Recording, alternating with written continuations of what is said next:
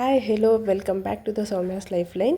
ಎಲ್ಲ ಹೇಗಿದ್ದೀರಾ? ಚೆನ್ನಾಗಿದ್ದೀರಾ ಅಂತ ಭಾವಿಸ್ತಾ ಇದ್ದೀನಿ. ಸೊ ಪ್ರತಿ ಸಲ ಒಂದೇ ಥರ ಚಿತ್ರಾನ್ನ ಮಾಡಿಕೊಂಡು ತಿಂತಾಯಿದ್ರೆ ಬೋರ್ ಆಗಿದ್ದರೆ ದಯವಿಟ್ಟು ಈ ಥರ ಒಂದ್ಸಲಿ ಟ್ರೈ ಮಾಡಿ ನೋಡಿ. ತುಂಬ ಇಷ್ಟ ಆಗುತ್ತೆ, ತುಂಬ ಟೇಸ್ಟಿಯಾಗಿ ಕೂಡ ಇರುತ್ತೆ.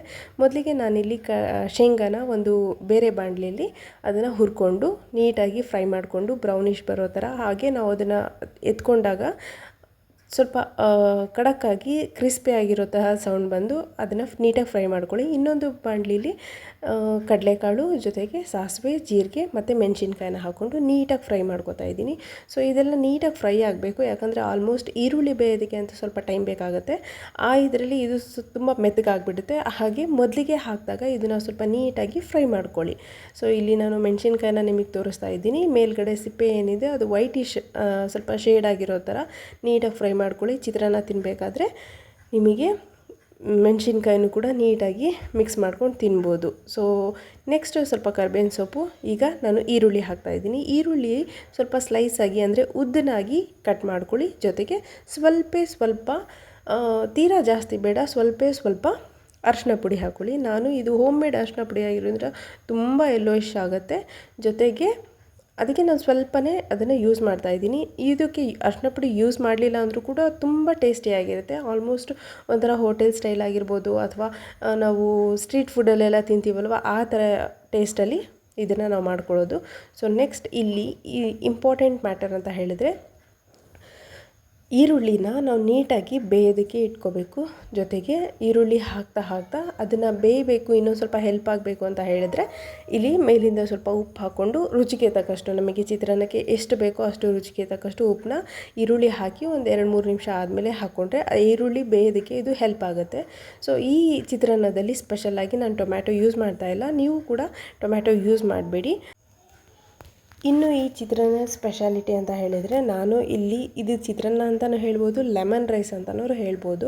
ಸೊ ಹಾಗಾಗಿ ಇದರಲ್ಲಿ ನಾನು ಕೊನೆಯದಾಗಿ ನಿಂಬೆಹಣ್ಣನ್ನು ಯೂಸ್ ಮಾಡ್ತೀನಿ. ನಿಂಬೆಹಣ್ಣನ್ನು ಅರ್ಧ ನಿಂಬೆಹಣ್ಣು ಯೂಸ್ ಮಾಡಿದ್ರೆ ಸಾಕಾಗುತ್ತೆ. ಒಂದು 2-3 ಜನಕ್ಕಾದರೆ, ಸ್ವಲ್ಪ 4-5 ಜನಕ್ಕೆ ಯೂಸ್ ಮಾಡ್ತೀವಿ ಅಂದಾಗ ಒಂದು ಪೂರ್ತಿ ನಿಂಬೆಹಣ್ಣನ್ನು ಯೂಸ್ ಮಾಡ್ಬೋದು.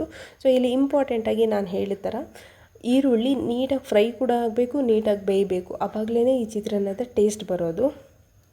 ಸೊ ಇದನ್ನು ಸ್ವಲ್ಪ ಹೊತ್ತು ಮುಚ್ಚಿಟ್ರೂ ಕೂಡ ನಡೆಯುತ್ತೆ, ಇಲ್ಲ ನಾವು ಏರ್ ಫ್ರೈಯಲ್ಲಿ ನೀಟಾಗಿ ಓಪನ್ ಆಗಿ ನಾವು ಫ್ರೈ ಮಾಡ್ತೀವಿ ಅಂತ ಅಂದರೂ ಕೂಡ ನಡೆಯುತ್ತೆ. ತುಂಬ ಹೊತ್ತು ಅಂದರೆ ಒಂದು 2-3 ನಿಮಿಷ ಇದನ್ನು ಹೈ ಫ್ಲೇಮಲ್ಲಿ ಅಥವಾ ಮೀಡಿಯಮ್ ಫ್ಲೇಮಲ್ಲಿ ಬೇಯಿಸೋದ್ರಿಂದ ಈರುಳ್ಳಿ ನೀಟಾಗಿ ಬೆಂದಿರುತ್ತೆ. ಈಗ ರೈಸನ್ನ ಮಿಕ್ಸ್ ಮಾಡಿಕೊಂಡು ನೆಕ್ಸ್ಟ್ ಅದನ್ನು ನೀಟಾಗಿ ಎಲ್ಲ ರೈಸು ನೀಟಾಗಿ ನಾವು ಹೇಗೆ ಚಿತ್ರಾನ್ನ ಕಲಿಸ್ತೀವಲ್ವ ಹಾಗೆ ಕಲಿಸ್ಕೊಂಡು ಲೋ ಫ್ಲೇಮಲ್ಲಿ ಇಟ್ಕೊಂಡು ಬಾಣಲೆನ ಲೋ ಫ್ಲೇಮಲ್ಲೇ ಇಟ್ಕೊಂಡು ಗ್ಯಾಸ್ ಮೇಲೇ ಅದನ್ನು ಮಿಕ್ಸ್ ಮಾಡ್ತಾ ಹೋಗಿ. ಸೊ ಆವಾಗ ನೀಟಾಗಿ ಅನ್ನನೂ ಕೂಡ ಎಣ್ಣೆ ಜೊತೆಗೆ ನೀಟಾಗಿ ಮಿಕ್ಸ್ ಆಗುತ್ತೆ. ಸೊ ಇದಾದಮೇಲೆ ನಾವು ಬಿಸಿ ಇದ್ದ ಹಾಗೇ, ಅಂದರೆ ಲೋ ಫ್ಲೇಮಲ್ಲಿದೆ ಆಲ್ಮೋಸ್ಟು ಗ್ಯಾಸು. ಸೊ ಈಗ ನಾನು ಒಂದು ಮುಕ್ಕಾಲು ಅಂದರೆ ಅರ್ಧದಲ್ಲಿ ಅರ್ಧ ಭಾಗದಷ್ಟು ನಿಂಬೆಹಣ್ಣನ್ನು ಹಿಂಡ್ಕೋತಾ ಇದ್ದೀನಿ. ಸೊ ಇದನ್ನು ಕೂಡ ನೀಟಾಗಿ ಮಿಕ್ಸ್ ಮಾಡ್ಕೋಬೇಕು. ನಾನಿಲ್ಲಿ ಮ್ಯಾರಿನೇಷನ್ಗೆ ಅಂತ ಹೇಳಿ ಮೇಲಿಂದ ಸ್ವಲ್ಪ ಕೊತ್ತಂಬರಿ ಸೊಪ್ಪು ಮತ್ತು ನಾವು ಏನು ಹುರಿದು ಸಪ್ರೇಟಾಗಿ ಇಟ್ಕೊಂಡಿದ್ವಲ್ಲ ಆ ಶೇಂಗಾ ಬೀಜನ ನಾನು ಮೇಲಿಂದ ಮ್ಯಾರಿನೇಷನ್ ಮಾಡ್ತಾಯಿದ್ದೀನಿ. ಬಿಕಾಸ್ ಈಗ ನಾನು ಮತ್ತೆ ಇನ್ನೊಂದ್ಸಲಿ ನಿಂಬೆಹಣ್ಣು ಹಾಕಿರೋದ್ರಿಂದ ಅದು ಮತ್ತೆ ಬೇರೆ ರೈಸ್ಗೆಲ್ಲ, ಕೆಳಗಡೆ ಇರೋ ರೈಸ್ಗೆಲ್ಲ ಮಿಕ್ಸಪ್ ಆಗಬೇಕಲ್ವ, ಹಾಗಾಗಿ ಈಗ ನಾನು ಮತ್ತೆ ರೈಸ್ನ ಸ್ವಲ್ಪ ಹೊತ್ತು ಲೋ ಫ್ಲೇಮಲ್ಲೇ ಇಟ್ಟು ನೆಕ್ಸ್ಟು ರೈಸ್ನ ಕಂಪ್ಲೀಟಾಗಿ ನಾನು ಮಿಕ್ಸಪ್ ಮಾಡ್ತೀನಿ. ಮಿಕ್ಸಪ್ ಮಾಡಿದ ಮೇಲೇ ಅದನ್ನು ಸರ್ವ್ ಮಾಡೋದು.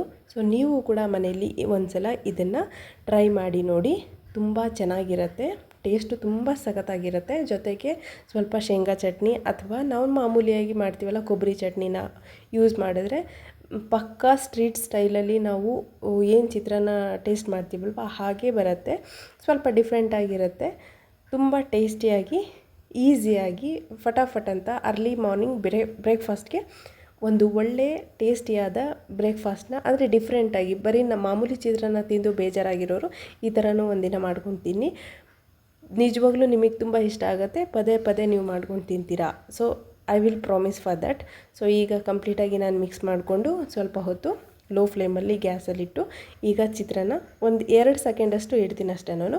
ನೆಕ್ಸ್ಟ್ ಅದನ್ನು ಕ್ಲೋಸ್ ಮಾಡಿದ್ಮೇಲೆ ಈಗ ಚಿತ್ರಾನ್ನ ಆಗಿದೆ ಅಂದಮೇಲೆ ಚಟ್ನಿ ರೆಡಿ ಮಾಡ್ಕೋಬೇಕಲ್ವ. ಸೊ ಇಲ್ಲಿ ನಾನು ಶೇಂಗಾ ಚಟ್ನಿನ ರೆಡಿ ಮಾಡ್ಕೋತಾ ಇದ್ದೀನಿ.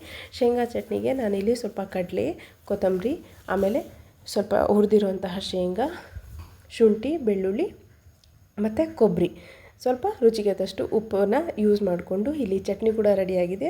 ಇದ್ರ ಟೇಸ್ಟ್ ಡಬಲ್ ಆಗೋದಕ್ಕೆ ಸ್ವಲ್ಪ ಮೆಣಸಿನ್ಕಾಯಿ, ಬೋಂಡಾ, ಬಜ್ಜಿ ಇಟ್ಕೊಂಡ್ರೆ ಚೆನ್ನಾಗಿರುತ್ತೆ. Thanks for watching. ಬಾಯ್.